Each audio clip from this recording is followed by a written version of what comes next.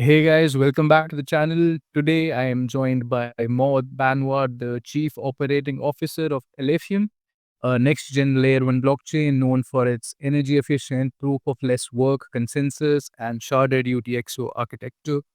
Maud brings a unique mix of engineering, HR, and operational expertise with experience spanning tech startups, crypto exchanges, and blockchain innovation. And as Alephium COO since 2021, she's been instrumental in shaping its culture, scaling the team, and steering the project from mainnet launch to a growing global ecosystem. And we're excited to dive into her journey, Alephium's vision, and the lessons she has learned leading operations in the rapidly evolving Web3 space. So, welcome to our Crypto Talk Mod. How have you been today? Thank you very much for having me. I've been good. It's a little bit sunny, which is good because yeah, summer is ending here, so we can. I just take any sunny day I can. I mean, sun is always good to, it's all the blue light is always good for the body. I sadly don't have much of it, but it's great that you're having some of it. So, I'd like to ask you about yourself and how did you actually end up in crypto and Web3, and how does your journey in crypto look like? Like, when did it start? Yeah, so my journey in crypto started at the end of 2017. So before I started into crypto, I worked for a tech startup that was uh, developing software for self-driving cars, more specifically like mobility services leveraging self-driving cars. And this is actually where I have met a lot of the core contributor of Alephium initially. And when I was ready to move on from that job, I was someone from my network mentioned a crypto exchange that he just recently started working at, and I had the opportunity to join that crypto exchange. And because at the time I had absolutely zero exposure to crypto, I barely knew what Bitcoin was. And so I thought, during my notice period before I jumped into the Web3, it wasn't even called Web3 space at that time. I thought I would start helping on the Telegram group of the exchange so I can start getting familiar before I officially start my job. And if you were around crypto in December 2017, you know that was a pretty crazy time because that's the first time Bitcoin hits 20,000. This was also the rise of the ICO.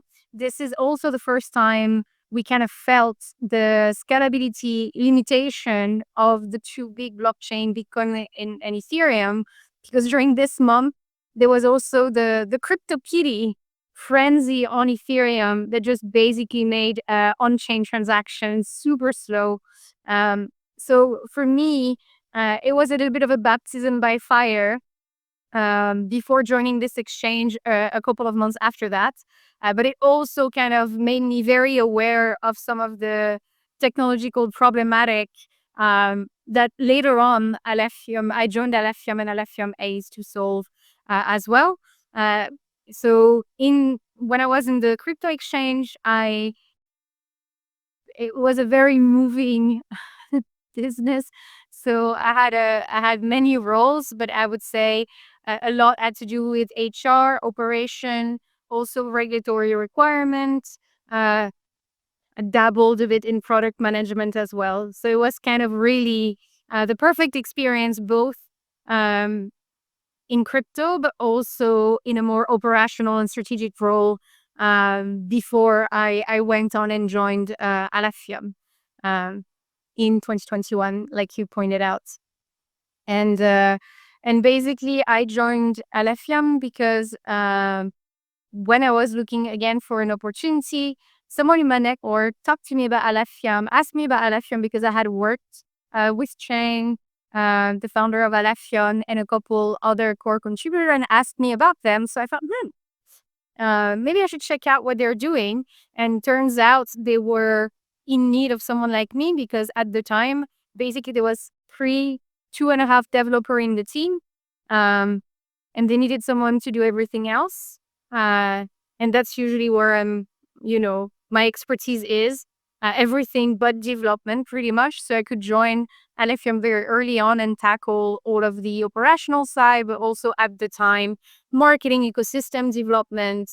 And I've been there since then.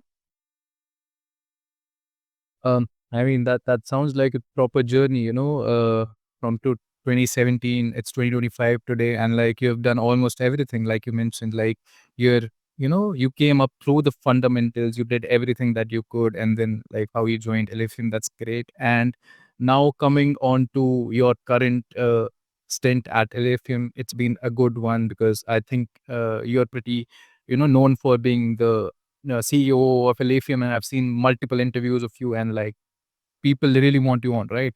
So I just had this question in mind, like for someone who is not much aware about what Alephium does, right? In simple words, what would you try to explain to them, like what Alephium is in like simple terms? Yep.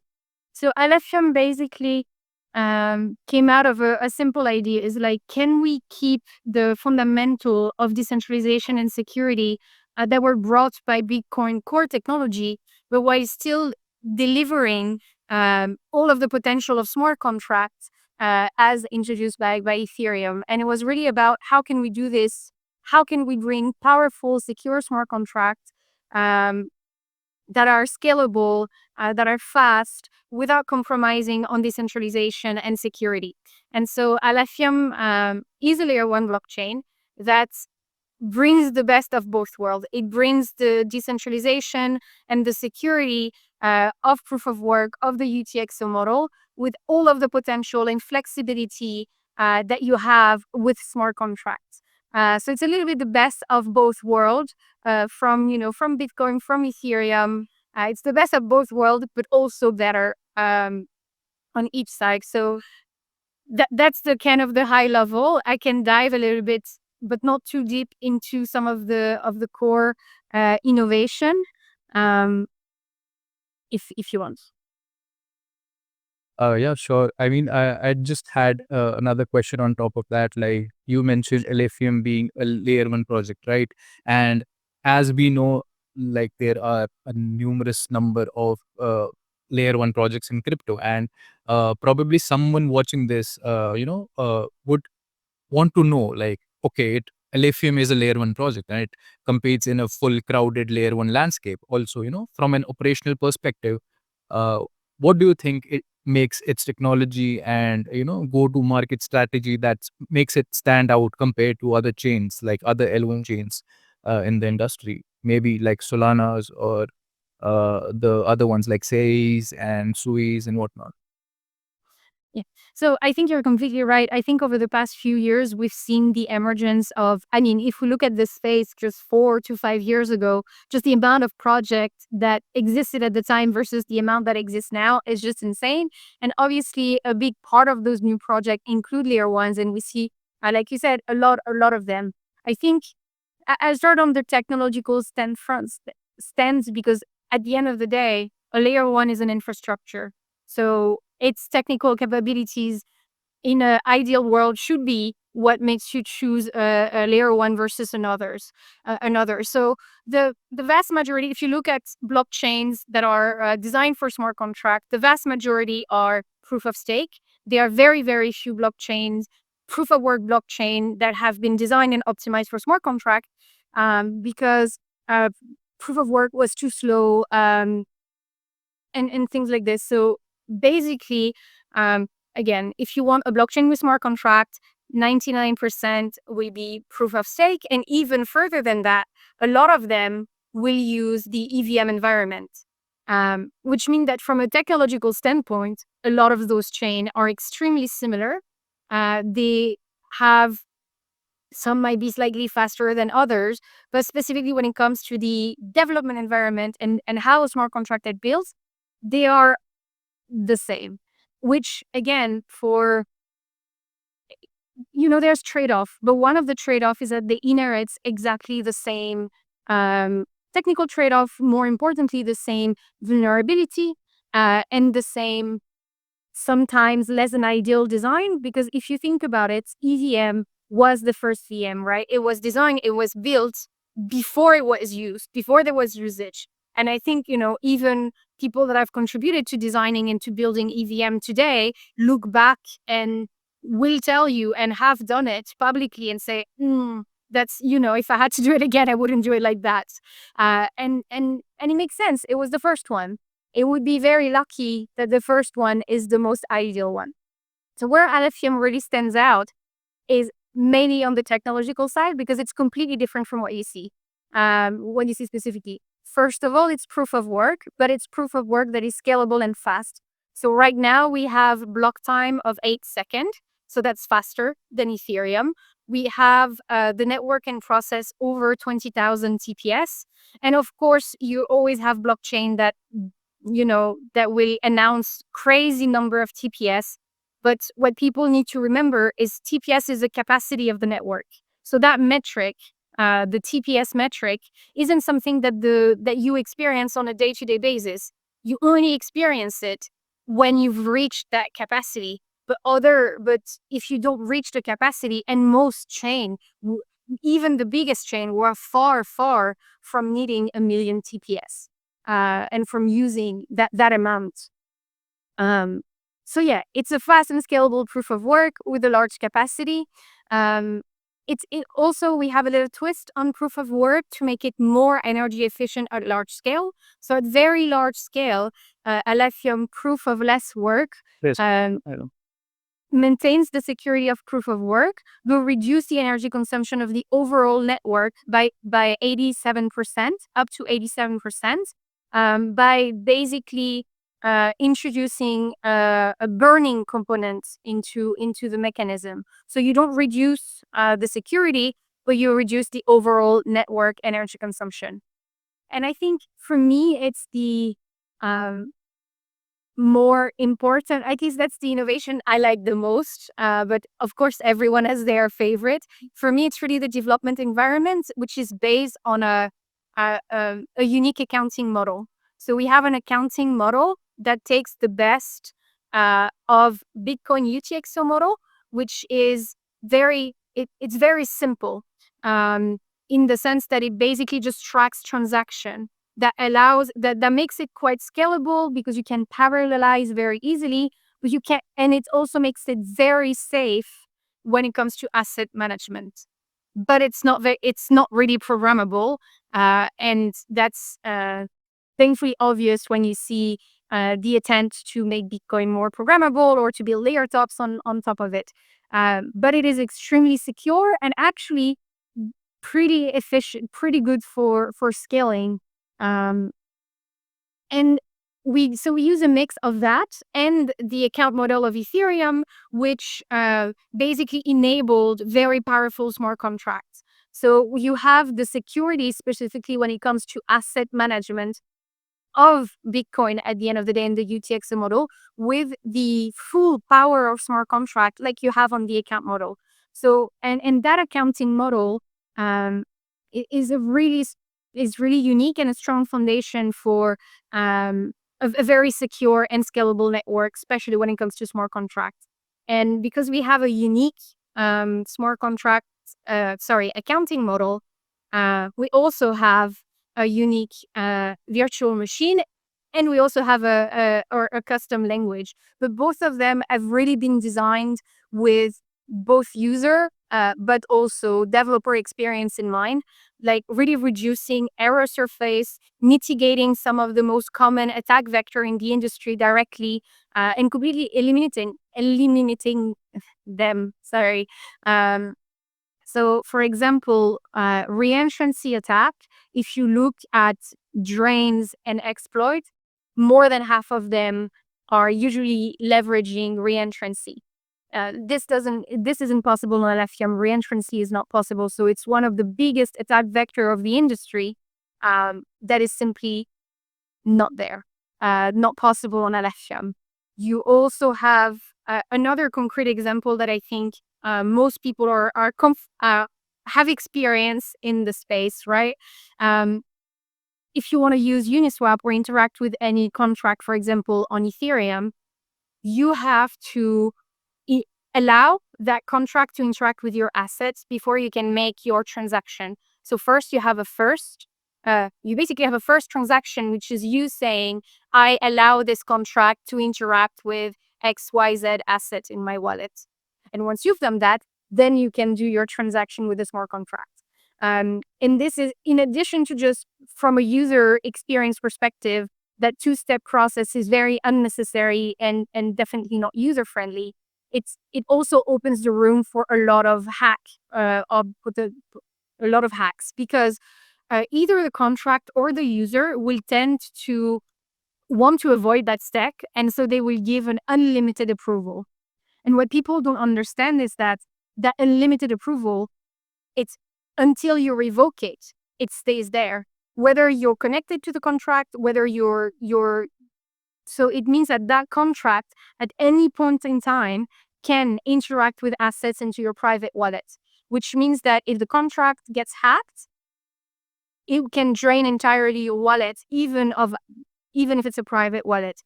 And if you want to revoke that access, you have to go into third-party platform, and there you have risk of phishing. And it's again, that's one of the things that a lot of scammers will use. Often it's the support scam.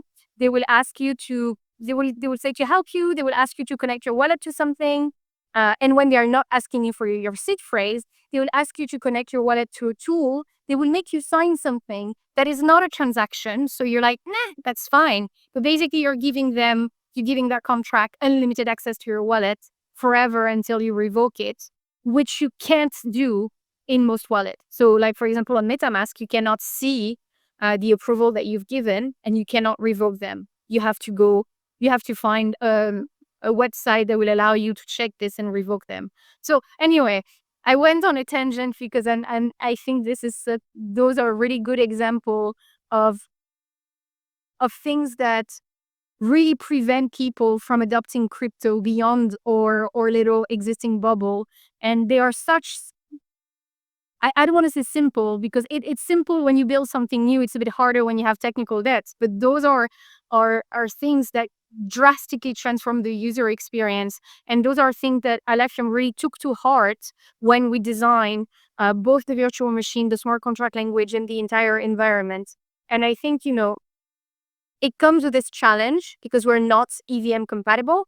But I think it's a path that is worth walking because if the EVM environment as it is today was sufficient for adoption, we wouldn't keep having that conversation. We wouldn't have people who already have like 5 years in the industry getting their wallet drained and things like this. And if we want our industry to move forward and to a little bit get out of its bubble, it's important that we don't just say education, education, education. Education is necessary, but it shouldn't be an excuse not to try and make the technology more accessible. And so that's what we do. Um, and then we have a little a little innovation also on the scalability side. For scalability, we use sharding, which is a concept that is well known for scalability. But because we use it on the UTXO model, this is or sharding implementation is very different from other sharding implementation that have been done in the space that have mainly been done on account-based proof of stake chain. In our case, we can really abstract that complexity for the end users and really maintain a single chain experience. So you get really the benefits of sharding on the scalability side, but without the degradation of the user experience. And mainly because we made at the time, probably weird choice of starting on very different technology foundation. Sorry. I mean, I think you've answered almost every question that I brought here, but that's nice. So, we talked about Alephium. Uh, yeah, so I was saying we talked about Alephium's proof of less work mechanism. We talked about the sharding and the UTXO model, and we also talked about how Alephium's architecture aims to let developers innovate without constant fear of exploits, right? Uh, just one question on top of that, and then we move on to another different tangent where we don't talk about so much tech. is that how do you actually balance, shipping new features so fast with maintaining a robust security culture within? Yeah. I think it's a super good question. You know what? I think you're one of the first person that asked me this question. I think, first when it comes to security, it's kind of it has to be a value that everyone takes seriously in every aspect of their work. So that's really part of our development culture. I think more importantly, the approach we have to developments is to start small and to build on top of. You know, one could argue that one of the reason maybe EVM has the pitfalls that it has, it's because it allowed to do too much too quick without necessarily having enough input to maybe design things differently. So the way we've always approached development is really to go step by step and to, of course, build a foundation. And then as we get user, as we get feedback, as we get usage, we implement more features. And we try and so we try not to do too much without having enough input. So for example, we launched a network around 4 years ago. Soon it's going to be 4 years in 2 months. And we've already done 3 network upgrades. So our approach is to have maybe, I don't want to say shorter development cycle, because in the end, for between every network upgrade, we had between a year and a half. But I mean, instead of having everything we have today on Alephium from day one, we had a first version of Alephium. When we started, for example, the block time was 64 seconds, which for proof of work blockchain is already pretty good. But obviously, as that was the first level, and then the team spent time doing more research, doing more analysis, more trade-off to figure out, okay, how can we improve the performance without degrading the user experience? And so we first reduced to 16 seconds, because at the time, with the work that we've done, this is where we felt comfortable that it was the right balance between performance and user experience. And then in the network upgrade after that, we felt comfortable reducing to 8 seconds. And so this is something we apply to everything. If you think about the virtual machine, in the beginning, it was possible to build smart contract on Alephium from day one, but the tools were not fully developed. The virtual machine didn't have all of the functionalities that it has today. And so in the beginning, we focused really on the foundation layer. And then as we get people building on Alephium, they kind of also give us an indication of what matters to them and what features should we prioritize. And we start adding, abstraction, automating certain structure into the virtual machine, so that we can make their life easier. And I think having this approach of taking it step by step, really plays a good amount around ensuring that you don't introduce insecure elements into the protocol that you're building. That makes sense. That makes a lot of sense, and that absolutely answered my question. And moving on from the tech things, right? I was going through your LinkedIn, and sorry.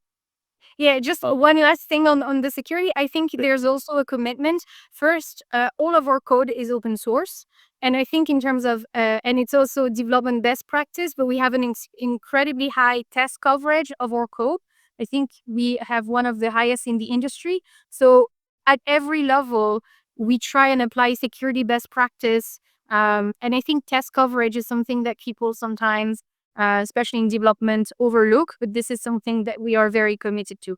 Okay, I'm done. Yeah, that was quick. And yeah, moving on to something other than what the tech uh, perspective is about Alephium and whatnot. So I was going through your socials, and also you have quite a lot, mentioned that hiring quickly can actually sometimes slow a startup's velocity or maybe a company's velocity. So how do you actually decide when to grow Alephium's team versus, keeping it lean? And what are the qualities do you prioritize in new hires? Also, what has been the biggest operational challenge you have faced at Alephium, and how did you actually overcome it by your leadership? Sure. So when it comes to the team, on our end, we always wanted to keep the team lean because because I two reasons. One of them is we feel like if you have a lean team, you're a lot more agile. Like if you start, if you're 15 people versus being 200, the inertia at which you're able to take decision and to just collaborate is completely different. And I think in the Web3 space, there are a lot of example of company that in bull run will scale in a completely sometimes uncontrolled manner, only to then scale back down when the bear market happens. But the issue sometimes is that when you hire people and you recruit, they are not efficient. They in the beginning they are net negative into your company productivity because in addition to not being up to speed, you have to get them up to speed. So they will not be fully productive in the beginning, and you have to take time and resources to get them speed. So you create slowness a little bit. You slow down your company when you onboard more people. So for us, we always prioritized efficiency and lean part in a lean team over having overscaling the team. So right now we are 17 people. We recently recruited two more people. But so we're 17, which is not everyone is working full time out of those 17. But so that's a pretty lean team if you compare to the size of teams in other projects. It also allows to be cost efficient for the project, but that does require that the 17 people you effectively have in the team are efficient, of course. Um, and then there's also the aspect of decentralization. If you constantly grow your team, you kind of keep postponing the moment where you have to hand over part of the control to the ecosystem, because um, in the early years of the project, the core team has a lot of power and a lot of control and oversight over the project. But we've always wanted for this to be temporary and to slowly as the project mature, as the project stabilize and grow into direction, to decentralize that aspect as well. And if you keep growing your team, you kind of postponing the moment where you have to do that. So it's also a safeguard, because at some point, if you stop scaling the team, you have to delegate responsibility to other actors into your ecosystem. Um, Yes. And to answer the question about what type of profile we look for, I would say in the case of Alephium, um, we really need people.